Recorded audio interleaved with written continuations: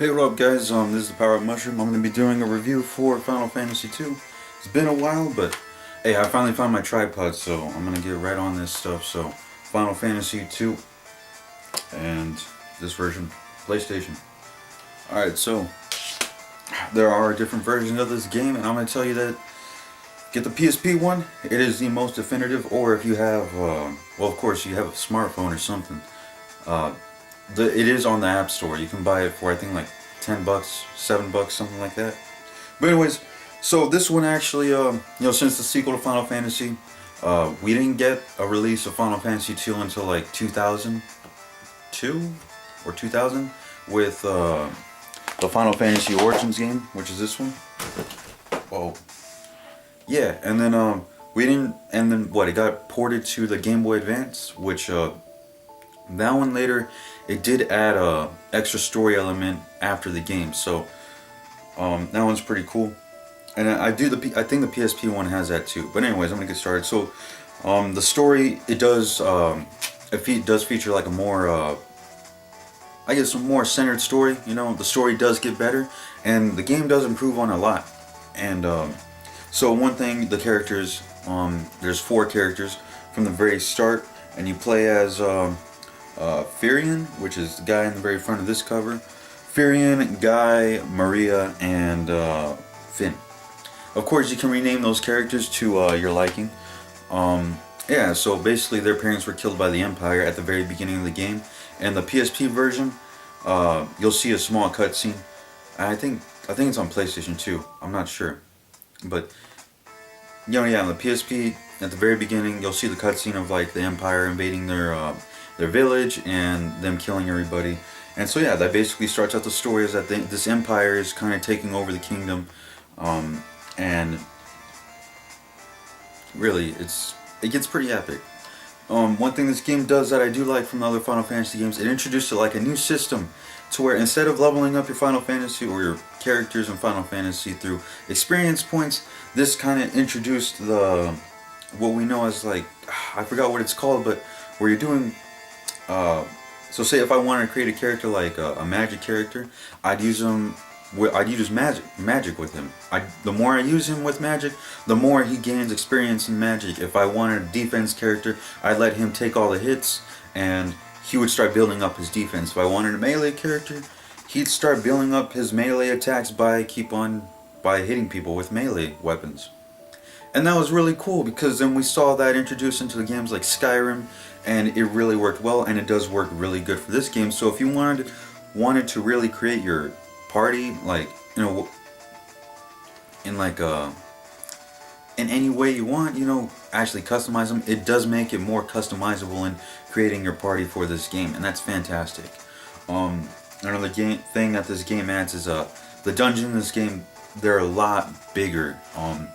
Really, this game did expand a lot, and there was a lot of changes. For instance, like, one of the changes I really didn't like was they added these words that you had to learn through dialogue.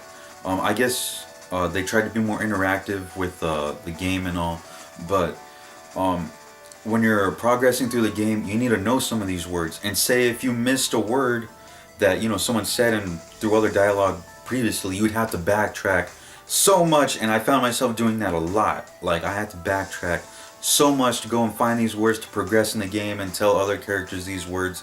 It's ridiculous. It's hard to explain, but once you play it, you'll know what I'm talking about. But anyways, yeah, so that's basically what this game is about.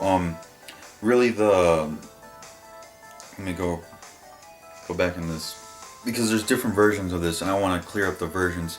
But so far, they improved on a lot of stuff. Like I said, they improved on the customization. They improved on the story. The story actually gets really good the more you play it, and the character development's way better. This is when you started seeing more story in a Final Fantasy game than really the first one showed. The first one was real basic. This one gets a little more complex, and we start seeing those stories, you know, unfold in this game, and how, you know, they'd be kind of pushed towards those later Final Fantasy games. This Final Fantasy game also was the first to introduce Cid, one of some staples from the franchise like Cid. I know we got Chocobos for the first time in this one. So, I mean, if this game wasn't out, you know, we wouldn't have had those memorable characters. But anyways, so all right, let's go on to the different versions you can buy for this game. Of course, if you're a completionist and you want to go for like all the versions, there are Famicom versions you can buy, and a Wonder Swan version. I think it's Wonder Swan Color. But nothing really adds to the game. Like, you're gonna have the basic game, just the basic dungeons, the basic enemies, in the first three versions, which is for the Famicom and the Wonder Swan. They don't really add anything, except I think the Wonder Swan added a couple of graphical updates for the backgrounds, but I'm not too sure about that. But one thing I do know, tired, I just woke up. The Final Fantasy Origins Edition, the PlayStation version, this one right here, this one added a lot of stuff to it, and it's definitely, hey, if you have a chance, go ahead and pick it up. If you have a PlayStation 3, you can play it on the PlayStation 3, so that's great. This one did come with it came with new songs. It came with, okay, so yeah, no, the PlayStation is the one that came with the cutscene openings, not the PSP. My bad. So yeah, this one came with it. The art galleries, it came with art galleries you can like kind of unlock, and a bunch of other stuff. It also came with like the bestiaries, for both 1 and 2. So that's pretty cool. The PSP version also has that, and also it has more story elements and new dungeons in this game. So they introduced that into this one. Now, the Game Boy Advance version is also a version that you can also play on the go. So say if you have like a Game Boy Micro, I would recommend picking that up, because it's really, a Game Boy Micro is like really small. I have one, I don't know where it is. I think it's somewhere in one of my boxes right here. It's really small, and it's pocket size, so you can take that anywhere and just play. Like, say if you're it's really easy to take around and play. So there you go. Oh man. Alright, and then we also have what I believe is the definitive version, is the PSP version. Now I have the PSP favorites. I couldn't find a regular one. Amazon sent me this one. I was hoping for another one. But anyways, yeah, this is the one I played. I played this one, and it's, let me tell you, out of all the versions, this one is definitely the most graphic, and the art design in this game is a lot better than any other of the versions I've seen. Like, and also the music, the CGI. I don't know why I'm tired. Like, why am I yawning? No, but yeah, the CGI, and also the special moves in this game, it's really up to par with what we would want to see in remasters for original 2D games. And also, they added a few extra dungeons, they've added a few extra bosses, they've added, really, this is really kind of a celebration for, the 20th anniversary of Final Fantasy. And it's a fantastic game to buy on your PSP. If you have a PSP, if you have an Android iPhone, this game is available just like the way it is on the PSP, and you should definitely pick it up. It's not something that's gonna waste your time. It's definitely a game worth buying, and I do believe it is a very acknowledgeable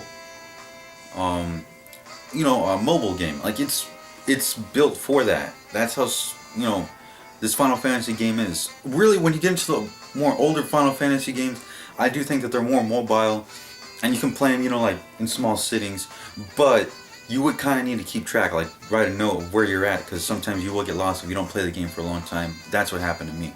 But yeah, if you haven't played Final Fantasy II, it definitely is worth picking up. There really isn't a lot to expand on this in a review, like right now, because I really would like for you guys to experience it yourselves, but I will say that it is enjoyable, and it is a classic, and you should definitely pick up this game. It's not like I said, it expands a lot on the first one. This is when we really start to see character development in video games, deeper character development and characters with names. Granted, you can still change your names in this one, so feel free to do so. And we didn't get this one until 2003, so it's a little late, but for like Japan release and all that stuff, it's a really great game. So guys, tell me your thoughts on Final Fantasy II. I'm sorry it took so long to post this video. I am working on Final Fantasy 3 and 4. Oh my god, dude. 4 is... it's gonna be a piece of work, but because there's so many versions, and I am playing through all the versions of these games, so but all those reviews will be released sooner or later. Of course, it's gonna be before Final Fantasy 15. But tell me, guys, what do you think of Final Fantasy 2? What's your favorite Final Fantasy game? Let me know. And I will be posting more soon because now I have my tripod. So, anyways, guys, this is the Power Mushroom. I hope you enjoyed this video, and leave a like, comment, subscribe for more videos, and I'll see you later.